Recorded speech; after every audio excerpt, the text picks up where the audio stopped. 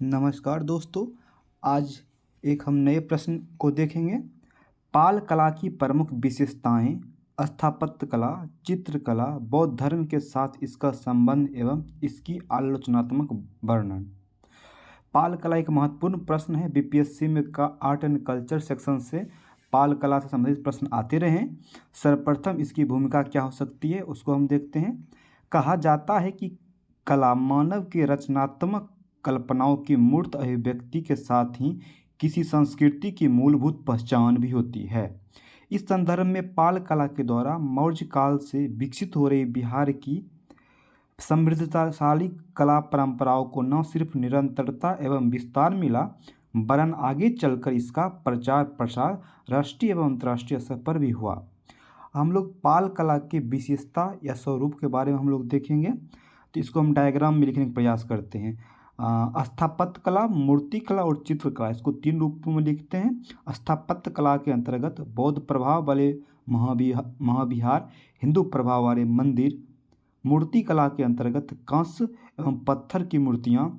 चित्रकला के अंतर्गत भित्ति या दीवार चित्र, यानी दीवार पे जो चित्र रहता है, और पांडुलिपि चित्र। पाल स्थापत्य कला की विशेषताएं। अधिकांश पाल स्थापत्य ईंट निर्मित है, हालांकि कुछ में पत्थरों का प्रयोग भी हुआ है। ईंट के अधिकांश प्रयोग के पीछे संभवतः मैदानी इलाके में स्थापत्य का निर्माण था। पाल स्थापत्य कला अन्य कलाओं की तरह धर्म से प्रभावित है, विशेषकर बौद्ध धर्म एवं हिंदू धर्म से। भारतीय संदर्भ में कलाओं के प्रारंभिक विकास में बौद्ध धर्म का विशेष योगदान रहा है। बौद्ध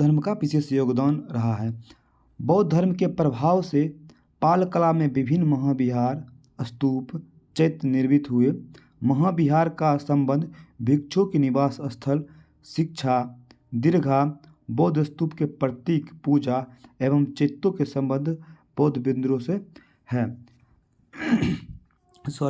अब हम लोग महाविहार को पढ़ते हैं। महाविहार यानी कि बौद्ध धर्म से संबंधित है। पाल कला में विभिन्न महाविहार जैसे विक्रमशिला महाविहार, उदंतपुरी महाविहार, सुमंतपुरी महाविहार आदि निर्मित हुए। इनमें उदंतपुरी महाविहार, जिसका निर्माण पाल वंशीय शासक गोपाल द्वारा करवाया गया था, वर्तमान में पर्याप्त अवशेष नहीं मिलता है। महाविहारों में विक्रमशिला महाविहार सर्वाधिक उल्लेखनीय है, जिसकी संरचनाएं विशेषताएं निम्न आरेख से समझा जा सकता है। अब हम लोग देखते हैं कि इसका किस प्रकार का बन सकता है। एक इसका एरियल व्यू जैसा इसका चित्र है, जिसमें प्रवेश द्वार दिखाया गया, सीढ़ियाँ, कमरा और उसका बीच में जो खुला आंगन है, बगल बगल बरामदा है, उसका एक चित्र दिया गया। दोस्तों, अगर चित्र बनाना चाहते हैं तो ज़रूर बनाएं, क्योंकि इससे आपको अंक ज़्यादा प्राप्त हो सकते हैं। गोपाल द्वारा निर्मित उदंतपुरी महाविहार धर्मपाल द्वारा निर्मित पहाड़पुर, जो बांग्लादेश में स्थित है, महाविहार की संरचना लगभग इसी प्रकार की है। इन महाविहारों के अतिरिक्त बालदेव पुत्र ने नालंदा में भी इसी काल में एक बौद्ध विहार निर्मित करवाया था, जिसकी शैली पर देशी व विदेशी दोनों तत्वों का प्रभाव दिखता है। महाविहार के बाद हम लोग स्तूप को देख सकते हैं। पाल काल में स्तूप निर्माण की परंपरा का भी व्यवस्थित विकास हुआ, जिसका संरचनात्मक स्वरूप निम्न रहा है। हम लोग स्तूप को देखते हैं। एकदम जो स्तूप हमने बनाया है, आपको भी एग्जाम में ज़रूर बना के आना है। अगर आप नहीं बनाते तो आप एग्जाम के साथ, परीक्षा के साथ न्याय नहीं कर रहे हैं, जरूर बनाना चाहिए। यहाँ देखें, एक स्तूप बना हुआ है, इसमें तोरण द्वार है, प्रदक्षिणागिरी है, अंड है, हर्मिका है, उसके ऊपर फिर बना हुआ जो श्रद्धा, सम्मान, उत्सर्ग, छत्र, ये ऊपर बना हुआ है। अब हम लोग चैत्य का बात करते हैं।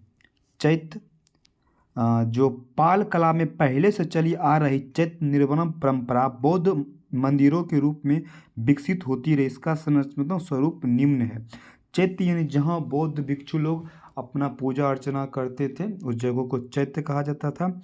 इसका एक संरचना देखेंगे तो प्रवेश द्वार आगे से है। बुद्ध मूर्ति का ये निवास ऊपर बना हुआ है, स्तंभ है ऊपर वाले, और प्रदक्षिणागिरी है चारों दिशाओं की ओर। हिंदू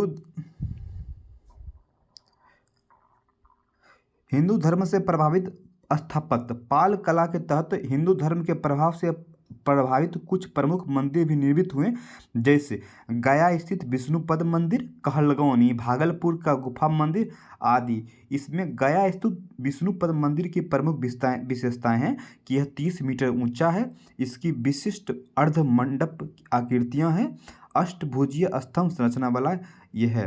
गया का अगर विष्णुपद मंदिर देखे होंगे या गूगल पर सर्च कीजिएगा तो आपको इस प्रकार की संरचना दिखेगी। यह मंदिर मूलतः उत्तर भारतीय नागर शैली से प्रभावित है।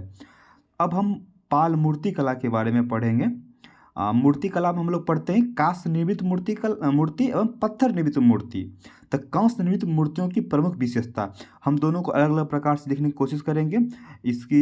ये मूर्तियाँ, कांस्य निर्मित मूर्तियाँ बिहार के नालंदा, कुकरीहार जो गया में है, सुल्तानगंज, भागलपुर आदि स्थान से प्राप्त हुए हैं। इन प्रकार की मूर्तियों के निर्माण में धीमन, बिथपाल जैसे मूर्तिकारों का विशेष योगदान है। ये मूर्तिकार पाल शासक के समकालीन तथा नालंदा निवासी माने जाते थे। कांस्य मूर्तियों का निर्माण सांची की सहायता से किया गया था, जिसमें ढलवा पद्धति का प्रयोग होता था। मूर्तियाँ अलंकृत थी, इनमें धार्मिक प्रभाव परिलक्षित थे। बौद्ध धर्म के प्रभाव को बुद्ध, बोधिसत्व जैसे मूर्तियों में देखा जा सकता है। हिंदू धर्म से प्रभावित मूर्तियों में विष्णु, बलराम आदि की मूर्तियाँ विशिष्ट है। यहाँ हम एक बात देखने की कोशिश करेंगे कि यहाँ जो मूर्तियाँ मिली है उसमें हिंदू और बौद्ध धर्म दोनों प्रकार की मूर्तियों का यहाँ समावेशन है। अब पत्थर से निर्मित मूर्तियों की विशेषताओं को हम लोग देखेंगे कि पत्थर से जो मिली हुई मूर्तियाँ हैं वो किस प्रकार की है। इस प्रकार की मूर्तियाँ काले बैसाल्ट पत्थर द्वारा निर्मित है, जो मुंगेर, संथाल परगना, झारखंड में जो है स्थान से मंगाए जाते थे। ये हस्त निर्मित है, इसके अग्रभाग का ही अंकन हुआ है, जबकि पश्च भाग सपाट है। पाल कला के जो आगे का जो भाग है वो पूरी तरह से निर्मित है और जो पीछे का भाग है वो पूरी सपाट है। पत्थर की मूर्तियां भी अलंकृत है, इस पर भी धार्मिक प्रभाव दिखता है। पत्थर एवं कांस्य की मूर्तियों के अतिरिक्त मृद मूर्तियों एवं मृदभान आदि की निर्मित हुए हैं। मृद मूर्तियों का प्रयोग मुख्यतः सजावट हेतु होता है। आगे हम लोग पाल चित्रकला को देखते हैं।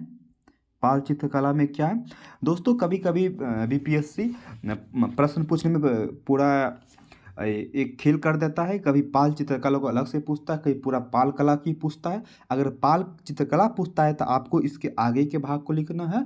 अब पाल स्थापत्य कला या फिर मूर्ति कला के बारे में पूछता है तो इसके आगे की बातों को लिखना, जो हमने पढ़ा अभी। अगर पूरा पाल काल पूछता है तो हम लोग पूरा लिखेंगे। अब हम पाल चित्रकला को देखते हैं। इसमें एक पांडुलिपि चित्रकला है और दूसरा भित्ति या दीवार पर लिखा हुआ चित्रकला है।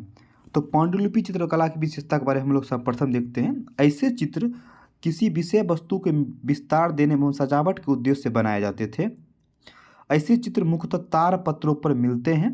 अधिकांश पांडुलिपियाँ चित्र नालंदा महाविहार से संबंधित माने जाते हैं, जिन्हें आगे चलकर नेपाल, तिब्बत, बर्मा, श्रीलंका से आए बौद्ध भिक्षुओं द्वारा बाहर ले गया था। यानी कि बहुत सारी मूर्तियाँ जो बन तो गई, लेकिन जो बौद्ध भिक्षु आए थे वो अलग अलग जगह लेके चले गए। इन्हें लघु चित्रों की श्रेणी में रखते हैं। इनमें मुख्यतः लाल, काले जैसे गहरे रंगों का प्रयोग किया गया था। पाल पांडुलिपि चित्रण के प्रमुख उदाहरण अष्टसहस्त्रिका, प्रज्ञा परिमिता। यह वर्तमान में लंदन स्थित पुस्तकालय में संग्रहित है। इस चित्र पर बौद्ध तांत्रिक कक्षा का प्रभाव माना जाता है। साथ ही उस पर नेपाल, बर्मा में प्रचलित बौद्ध मान्यताओं को भी देखा जा सकता है। यानी जो अष्टसहस्त्रिका प्रज्ञा परिमिता है, ये चित्र है जो अभी लंदन के विश्वविद्यालय में रखा हुआ है। इसको हम देख सकते हैं पाल चित्रकला के एक उदाहरण के रूप में। पंचरक्षा, यह पांडुलिपि चित्र भी बौद्ध धर्म सेवम दर्शन से संबंधित तथा वर्तमान में लंदन में पुस्तकालय में संरक्षित है। हमने नीचे इसका प्रतिबिंब बनाया है, चित्र बनाया है, इसको आप देख सकते हैं। और परीक्षा में आपको हर हालत में प्रतिबिंब चित्र बनाना है, इससे आपको अतिरिक्त अंक मिल सकता है, एक आधे अंक ज़्यादा मिल सकते हैं। भित्ति चित्रण, दीवार चित्रण की विशेषताएं। पाल चित्रकला के एक रूप भित्ति चित्र या दीवार चित्र के रूप में भी दिखाई पड़ता है। इसे अजंता बाघ की गुफाओं में दीवारों पर चित्रित परंपरा से जोड़ा जा सकता है। इन चित्रों के विशिष्ट उदाहरण नालंदा स्थित सराय टीला से प्राप्त हुए हैं। इन चित्रों में मानव, पशु, फूल, पत्ती आदि का ज्यामितीय पद्धति से चित्रण हुआ है। यह पद्धति बिहार के मधुबनी चित्रकला के चित्रों में भी व्यापक स्तर पर दिखाई पड़ती है। इन चित्रों में गहरे रंग का प्रयोग विशेष रूप से हुआ है। अब हम समीक्षा एवं निष्कर्ष करते हैं। पाल कला के विभिन्न रूपों से संबंधित उपरोक्त वर्णन से स्पष्ट है कि इस कला की कई विशेषताएं स्थापत्य, मूर्तिकला, चित्रकला के संदर्भ में उल्लेखनीय है। जैसे कि इस काल में महाविहारों के निर्माण की परंपराएं पहले से ज़्यादा व्यवस्थित एवं व्यापक हुई। पालकालीन कांसे की मूर्तियां अपने कलात्मक संदर्भ में समकालीन चोलकालीन नटराज के कांसे की मूर्तियों के समकक्ष सदृश है। चित्रकला के संदर्भ में पांडुलिपि चित्रण का विकास कई रूपों में विशिष्ट है। कला समीक्षकों ने कुछ बिंदुओं पर पाल कला की आलोचना की। इनमें से प्रमुख बिंदुएं अगर लिखित है, हम लोग जो बिंदु है उसको हम लोग अच्छा से देखेंगे कि कौन कौन बिंदु है, कौन ये सही है, कौन गलत है। पहला है पुनरावृत्ति दोष। पाल कला के विभिन्न रूप स्थापत्य, मूर्तिकला, चित्रकला आदि पूर्व से चली आ रही तत्वों में का ही दोहराव है। उदाहरण के लिए पालकालीन मूर्तियां मौर्योत्तर काल से चली आ रही मथुरा एवं गंधार शैली तथा गुप्तकालीन मूर्तियां मूर्तिकला शैली के आधार पर निर्मित है। इसी प्रकार पाल चित्रकला के अंतर्गत भित्ति दीवार चित्रण, अजंता, एलोरा एवं बाघ की गुफा चित्रों की ही पुनरावृत्ति है। अत्यधिक अलंकरण के कारण मूर्तियों पर कृत्रिमता के ज़्यादा प्रभाव तथा सहज सौंदर्य का बोध का अभाव दिखता है। फलस्वरूप प्राकृतिक जीवंतता एवं स्वाभाविकता भी खंडित होती है या कमजोर पड़ती है। इनमें मूर्तियों का अग्रभाग का भी अंकन हुआ